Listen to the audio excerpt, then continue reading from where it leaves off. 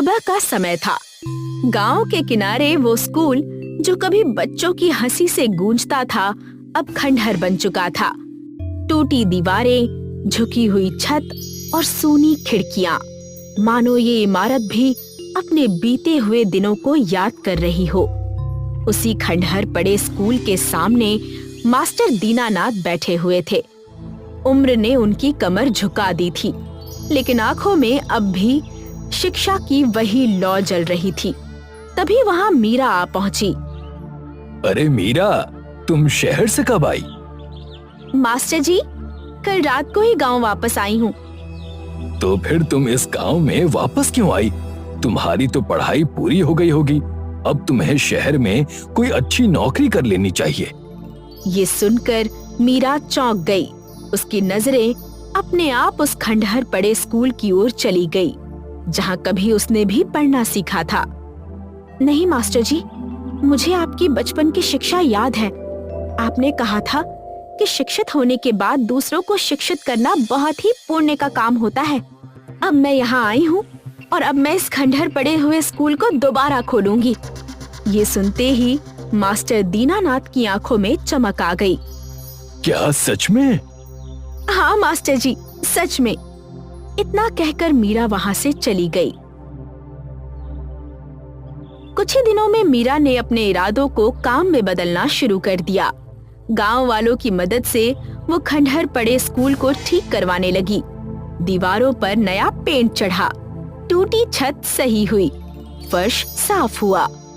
मीरा ने अपने पैसों से स्कूल की मरम्मत करवाई और शहर जाकर अधिकारियों के चक्कर काट काट कर बड़ी मुश्किल से स्कूल की मान्यता भी प्राप्त कर ली। धीरे धीरे वो खंडहर फिर से स्कूल बन गया। कुछ ही दिनों में मीरा की मेहनत रंग लाने लगी। गांव के गरीब बच्चे झिझकते हुए स्कूल आने लगे। मीरा पूरे मन से उन्हें पढ़ाने लगी। उसकी आवाज में अपनापन था और आंखों में भविष्य का सपना। दिन ऐसे ही बीत रहे थे। स्कूल फिर से बच्चों की आवाजों से भरने लगा था। एक दिन मीरा बच्चों को पढ़ा रही थी, तभी अचानक वहां गांव का दबंग चौधरी आ गया। मीरा, कुछ दिनों के लिए मैं बहुत जरूरी काम से शहर गया था। वापस आकर मैंने देखा कि गांव का तो नक्शा ही बदल गया है।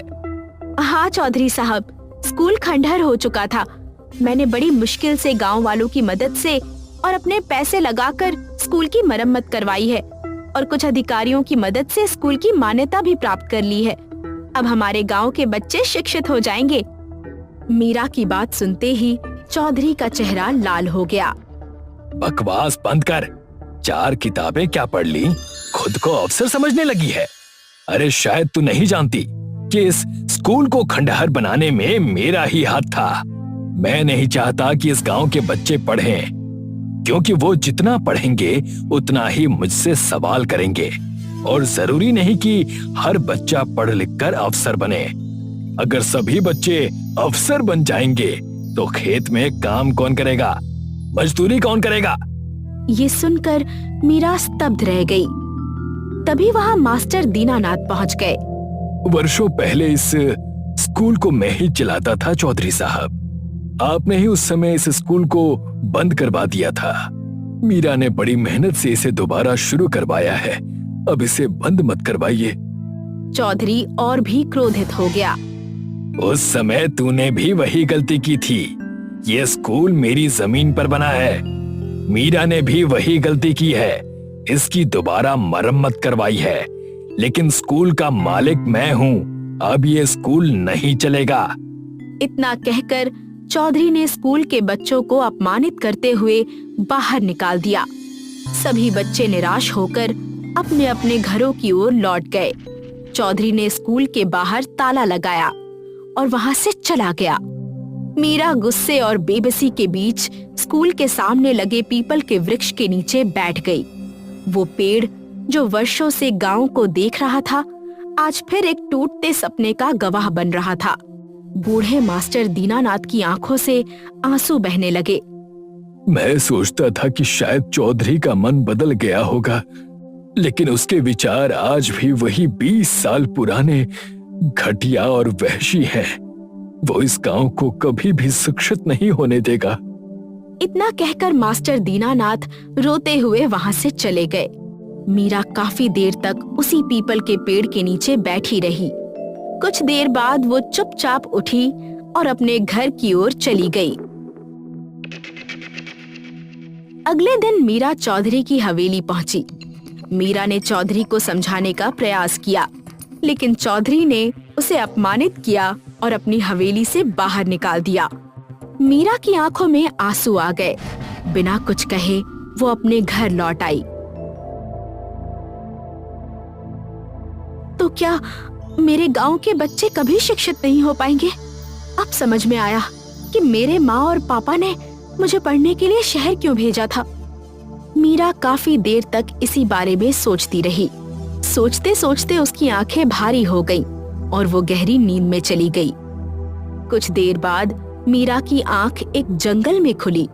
मीरा ने देखा कि उस घने वृक्ष के तने के अंदर एक रोशनी फूट रही है। उसी रोशनी के बीच से एक आवाज आई। अगले ही पल मीरा की आंख खुल गई। मीरा चौंक कर उठ बैठी।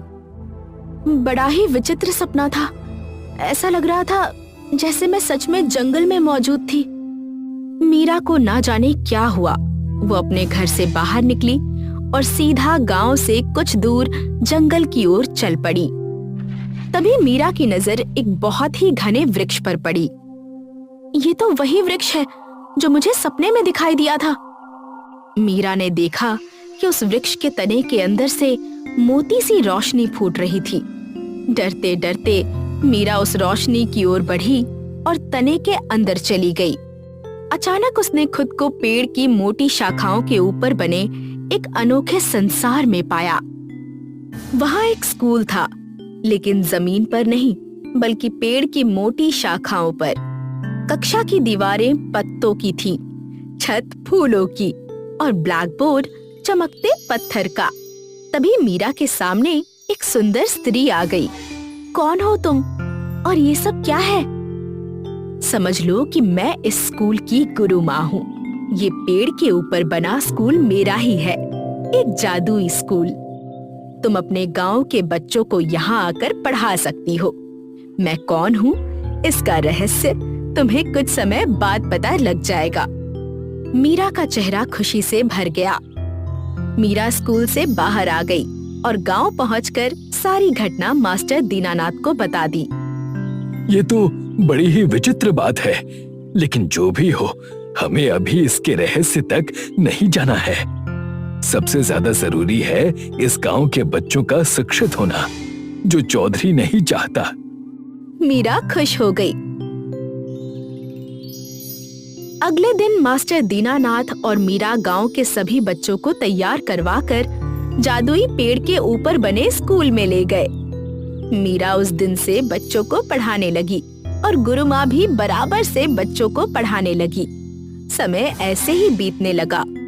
एक दिन चौधरी ने देखा कि गांव के बच्चे कहीं दिखाई नहीं दे रहे। वो बुरी तरह चौंक गया। समझ में नहीं आ रहा कि ये बच्चे सुबह से लेकर दोपहर तक गायब कहाँ हो जा रहे हैं। स्कूल तो मैंने बंद करवा दिया है, मुझे पता लगाना होगा। अगले दिन चौधरी सुबह जल्दी उठ गया और गांव में नजर रखने लगा। उसने देखा कि मीरा और मास्टर दीनानाथ बच्चों को तैयार करवाकर जंगल की ओर जा रहे हैं। सारे बच्चे बस्ते टांगे जंगल की ओर कहाँ जा रहे हैं? कहीं इस शहर से आई लड़की मीरा ने जंगल में पाठशाला तो शुरू नहीं कर दी? चौधरी चुपके चुपके उनका पीछा करने लगा। कुछ देर में चौधरी ने देखा कि सब एक घने वृक्ष के पास जाकर रुक गए। उस वृक्ष के तने के अंदर से रोशनी फूट रही थी। मीरा, मास्टर दीनानाथ और बच्चे धीरे धीरे उस रोशनी में चले गए। अगले ही पल वे चौधरी की आंखों के सामने से गायब हो गए। चौधरी भी तुरंत उनके पीछे चला गया। चौधरी ने खुद को एक अद्भुत स्कूल में पाया। उसने देखा कि ये पेड़ के ऊपर बना एक जादुई स्कूल है, जिसका द्वार तने से फूटती रोशनी से होकर जाता है। चौधरी हैरानी से चारों ओर देखने लगा। अब तो मुझे इन्हें सबक सिखाना ही होगा। इतना कहकर चौधरी उस जादुई वृक्ष से बाहर निकल आया। सारे फसाद की जड़ यही पेड़ है। मैं किसी भी हालत में बच्चों को शिक्षित नहीं होने दूंगा। मैं इस पेड़ को ही जला दूंगा। ना रहेगा बांस, ना बजेगी बांसुरी। इतना कहकर चौधरी ने जादुई वृक्ष में आग लगा दी। अगले ही पल पेड़ में आग लग गई। आग की लपटें फैलने लगी और देखते ही देखते स्कूल तक पहुंच गई। जैसे ही स्कूल में आग लगी, बच्चे डर गए। मीरा और मास्टर दीनानाथ भी घबरा गए। ये क्या, स्कूल में आग कैसे लग गई? तभी गुरु माँ दौड़ती हुई वहां आ पहुंची। घबराओ मत, ये आग इस पेड़ का कुछ नहीं बिगाड़ सकती। अगले ही पल आग अपने आप शांत हो गई। गुरु माँ ने बच्चों, मीरा और मास्टर दीनानाथ को अपने साथ बाहर आने का इशारा किया। वे सब स्कूल से बाहर आ गए। बाहर गुस्से से भरा चौधरी खड़ा था। तेरी हिम्मत कैसे हुई इस जादुई स्कूल में आग लगाने की? सबसे पहले तो ये बता, आखिर तू है कौन और तेरी हिम्मत कैसे हुई मेरे गांव के बच्चों को शिक्षित करने की? मैं चाहता हूँ कि वो हमेशा गुलाम बने रहें, अनपढ़ और गंवार रहें। ये सुनते ही गुरु माँ का क्रोध और बढ़ गया। वर्षों पहले तेरे पूर्वजों के भी यही विचार थे। मैंने गांव में बच्चों को शिक्षित करने के लिए स्कूल खोला था, लेकिन तेरे पूर्वजों को ये बिल्कुल भी पसंद नहीं आया। वे मुझे पीटते हुए इस वृक्ष तक ले आए और यही मुझे मार दिया। गुरु माँ की आंखों से आंसू बहने लगे। मरने के बाद मेरी आत्मा यही भटकती रही। फिर भगवान ने मुझे शक्ति दी। मेरी आत्मा ने इसी वृक्ष के ऊपर अपनी जादुई शक्ति से एक स्कूल बनाया। और जब मैंने देखा कि तूने मीरा को बच्चों को शिक्षित करने से रोका, तब मैं सपने में आकर मीरा को यहाँ बुला लाई। जो काम तेरे पूर्वजों ने किया था, वो काम अब तू नहीं कर पाएगा। इतना कहते ही गुरु माँ की आंखों से रंग बिरंगी किरणें निकलने लगी। वे किरणें सीधे चौधरी के शरीर पर पड़ी। कुछ ही देर में चौधरी पूरी तरह पेड़ बन गया। मुझे बचाओ, मुझे बचाओ। नहीं, जो बच्चों को शिक्षित होने से रोकता है वो अन्याय करता है, और अन्याय करने वालों की यही सजा होती है। सब ओर सन्नाटा छा गया। गुरु माँ की आंखों से अब क्रोध नहीं बल्कि आंसू बह रहे थे। अब मेरी मुक्ति का समय आ गया है, लेकिन ये स्कूल बरकरार रहेगा। तुम ऐसे ही बच्चों को शिक्षित करती रहना। इतना कहकर गुरु माँ रंग बिरंगी किरणों में बदल गई और धीरे धीरे वहां से गायब हो गई। मीरा, मास्टर दीनानाथ और गांव के बच्चे उसी जादुई पेड़ पर बने स्कूल में पढ़ने पढ़ाने लगे। वो पेड़ अब पूरे गांव का भविष्य बन चुका था।